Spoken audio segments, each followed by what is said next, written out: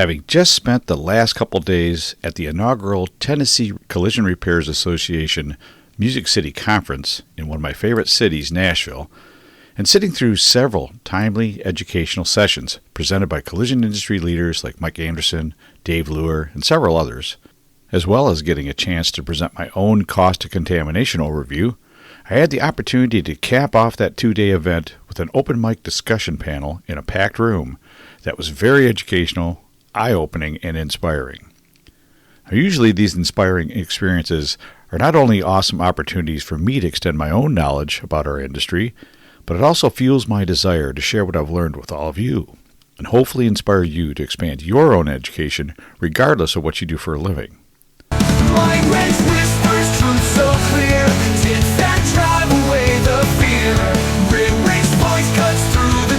Welcome to the Mind Wrench Podcast with your host, Rick Sellover, where minor adjustments produce major improvements in mindset, personal growth, and success. This is the place to be every Monday, where we make small improvements and take positive actions in our business and personal lives that will make a major impact in our success, next level growth, and quality of life. Hey, what's up, everybody? Welcome to the Mind Wrench Podcast. I'm your host, Rick Sellover. Thanks so much for stopping in. If you're a returning listener and haven't done so already, please take a minute and click the follow or subscribe button and then rate and review the show.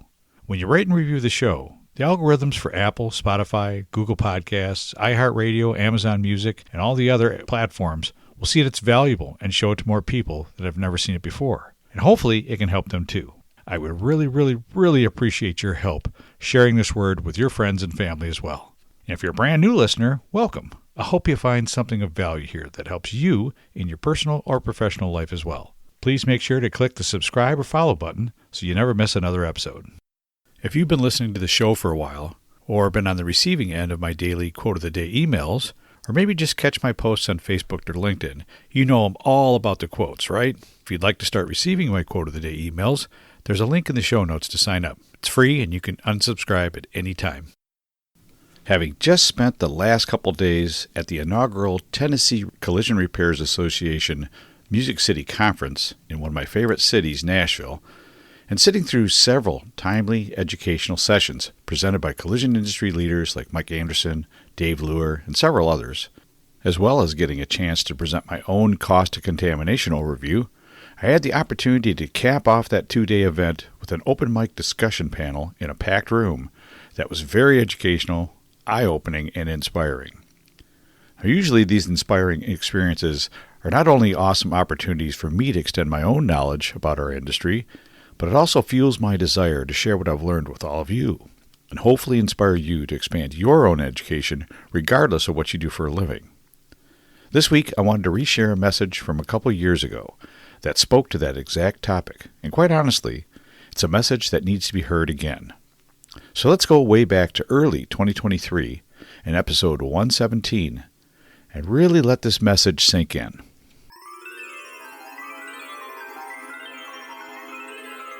One of my greatest passions in life started way back when I was just a skinny, long-haired teenager back in the 70s and has grown stronger over the decades. I've always enjoyed meeting new people from all aspects of life, all economic backgrounds, and all different ages. I've always been fascinated with what makes people tick, what their views or outlook on things are, what they have in common with others, and how different and unique each one of us are. Now, this may sound a little strange coming from a self-proclaimed introverted extrovert. Yep, I was more comfortable at parties just kind of lurking in the background, quietly observing, than to stand in the middle of a conversation. I was shy on the outside, but curious and interested in those around me on the inside. I always seemed to take jobs that were extremely social in nature. From selling garden seeds as a youngster door to door, to driveway sales, like pumping gas and filling oil. Yeah, I used to do that. To working in several restaurants, body shops, and my job or sales career. I always seemed to be in a position to talk to others as part of my job. Now, when I was younger, I didn't have the confidence to lead most conversations, but when someone engaged me on a subject I liked, like cars or music, for example, I lit up like a spotlight. But as time went on and I matured, I was able to sell, advise, and mentor with authority. Over the past 30 plus years in the distribution world, making thousands of sales calls and putting myself in a position to have to communicate with just about every personality type you could imagine was probably the best thing I could have ever done as a career. Not only has it provided me expertise in reading people and finding solutions quickly for most, it's also proved to be an ongoing education I would have never received in college, which I didn't have as an option, nor anywhere else. Which leads to my other passion, and the focus of this message: learning, knowledge, education, and continual improvement. With the exception of the time I spent in high school, I have always craved learning. Although, as I said a minute ago, because I had 4 other brothers and sisters and a single-income family, college just wasn't an option. But I found plenty of ways to learn and to grow through the various jobs that I had. Opportunities to learn something new are everywhere you look. There's a great quote by the former Secretary General of the United Nations, Kofi Annan. Knowledge is power. Information is liberating. Education is the premise of progress in every society, in every family. The more I learn, the more I understand those first 3 words. Most industries or occupations require some level of continuing education to stay up to date, relevant, or competitive in their fields. And most employees begrudgingly take whatever trainings is needed or mandatory at whatever intervals to remain employed, and that's it. The transportation industry, and more specifically the automotive repair industry, requires so much more training at much shorter intervals due to the constant changes in technology, substrates, equipment, and repair methods that seem to change with every new model, that it can feel like a full-time job just to try to keep up. Since the introduction of ADAS systems, electric vehicle technology, artificial intelligence, the OEMs creating and strongly recommending to now insisting on their own safe and proper repair methods to return the damaged vehicle back within OEM specs, the need for training by all members of a repair center has skyrocketed. Along with that, I've noticed a big increase in the amount of training opportunities available to our industry in the last few years, and a massive increase in the amount of social media focus on that available training in all aspects of vehicle repair. The reasons for all this are really quite simple. Safety, safety, safety. If you're looking for a competitive edge for your business or a more effective jumpstart to your personal development, I'll make your first step super simple. It is a fact that an incredible number of the most successful business owners, nearly half of the Fortune 500 companies, top-earning professional athletes, entertainers, and industry leaders like Microsoft's Bill Gates, former President Bill Clinton, Oprah Winfrey, Richard Branson, Amazon's Jeff Bezos, and Salesforce Mark Benioff all have one thing in common.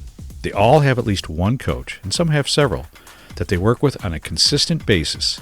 Someone that helps guide, mentor, and support them, challenge them, help them set and achieve goals that move them forward, and then hold them accountable to follow through, driving personal and professional growth. Working with a coach has many substantial benefits. Just for an example, 80% of coaching clients report improved self-esteem or self-confidence thanks to coaching. 99% of individuals and companies that hire a coach report being very satisfied, and 96% would do it again. If deep down, you know it's time to make those improvements in your business, your personal life that you've kicked down the road year after year, if you're tired of knowing there's a better version of you waiting to shine, but unsure of how to bring that version to light, if you're tired of wanting to enjoy a more successful business, but not sure how to start, and if you don't want to go another 12 months without better results, but you don't want to go it alone, then take the first step. It's super simple. Sometimes talking to the right person can make all the difference. Go to www.rickslover.com/contact, and I'll set you up with a free consultation call with me to see if one-on-one coaching is right for you. Vehicles interact with our society on 2 fronts. Initial collision, they can run into property, other vehicles, and people. And secondary collision. The people on the inside driving can slam into various parts of the interior of the vehicle. Humans are soft and squishy compared to the hard plastic, aluminum, and steel components of today's automobile, and they lose every time an accident forces them into battle. So, repairing these vehicles correctly or incorrectly can really literally be the difference between life and death. For many years, I truly believe that a majority, but most certainly not all, repair technicians that I've run across in hundreds of body shops really didn't have this in the forefront of their minds guiding repair decisions. Nope, not until the $42 million John Eagle Honda lawsuit that resulted from the 2013 collision crash of an improperly repaired vehicle. That certainly opened some eyes and created some severe pucker situations for many collision repairs and shop owners. Well, perspectives changed and more technician training was consumed, but unfortunately, there are still many that are way behind the curve on gaining the knowledge needed to process a safe and proper repair. There's also an air of arrogance and ego with some that have been doing it for 30, 40, or 50 years that they've learned enough. They've seen it all or done it all before, and there's nothing more for them to learn at this point. In my experience, dealing with some of these techs from a jobber's position for over 30 years, and even going back to when I was a paint instructor for several semesters, usually the ones that claim they know it all are usually the ones that need the most training. There's a quote from Epicus says that it's impossible for a man to learn what he thinks he already knows. There's a tremendous amount of pride in the men and women in our industry, from the back of the shop all the way up to ownership, but with that pride comes a bit of ego as well. And sometimes we need to put that ego in check, admit to ourselves that we don't know it all, in fact we never will, and open our minds to learn something new. Remember, there is power in knowledge. I was reminded of this recently when I attended a training event with a few paint techs from a high-volume shop that does outstanding work. Even though these were some very experienced and very talented technicians, they were still excited to learn more about a new paint line they've been using for a few months. Even though they had most of the key functions of this new system down perfectly, with the help of a very patient and thorough instructor, they were able to unlock some very beneficial tricks and tips with this new system that will enable them to produce even higher quality repairs in a shorter amount of time. It was funny. The older, more experienced painter admitted to all of us he was pretty sure that he would probably not walk away from training without any clear advantages, but was pleasantly surprised to take home some solid nuggets that would definitely up his game. I would strongly encourage our industry leaders, shop owners, and managers to first invest time and finances into their own continuing education, whether it's taking part in some ICAR, AMI, paint manufacturer, equipment, or other training opportunities available, even those unrelated auto repair, as most self-development education will have some major impact on whatever industry you serve, as well as your own personal lives. Secondly, encourage, empower, invest in your own people that work for you to take advantage of any training available to them as well. Do not limit them to virtual or online options only. There is so much extra value gained in spending time outside the shop in a learning environment with one's peers. New perspectives, special tricks of the trade, hidden shortcuts, and sometimes a better way of approaching common problems are revealed and shared within the group. As an owner or a leader, you may not realize how many of your techs crave that chance to get out of the shop for a training event and learn with their peers.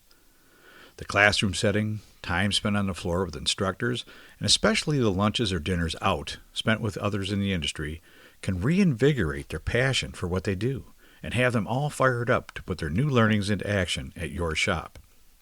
But you're ignoring this fact, or worse yet, refusing to send some of them to training opportunities only instills the message that you just don't care about their desires to grow and improve, or they just aren't worth the investment, or they're only there to make you money.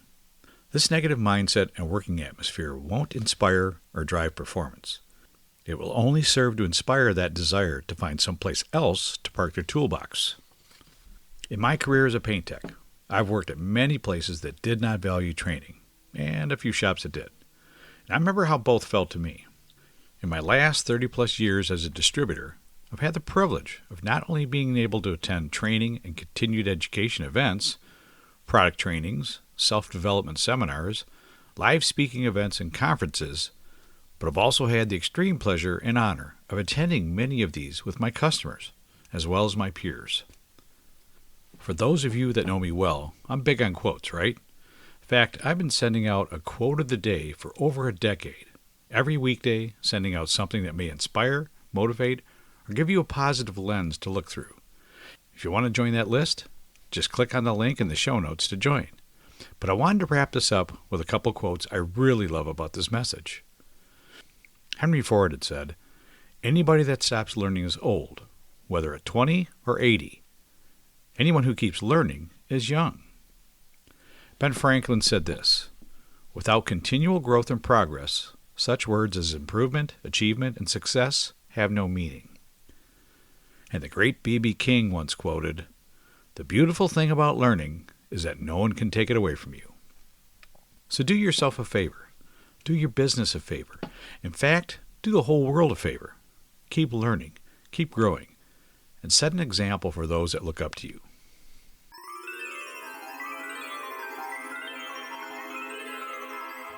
Well, that's all I had for you today. Thanks again for tuning in. I really appreciate your support, and I hope you have a great week. I can always be reached at www.ricksillover.com, where you can find all my social media links, podcast episodes, blog posts, and much more.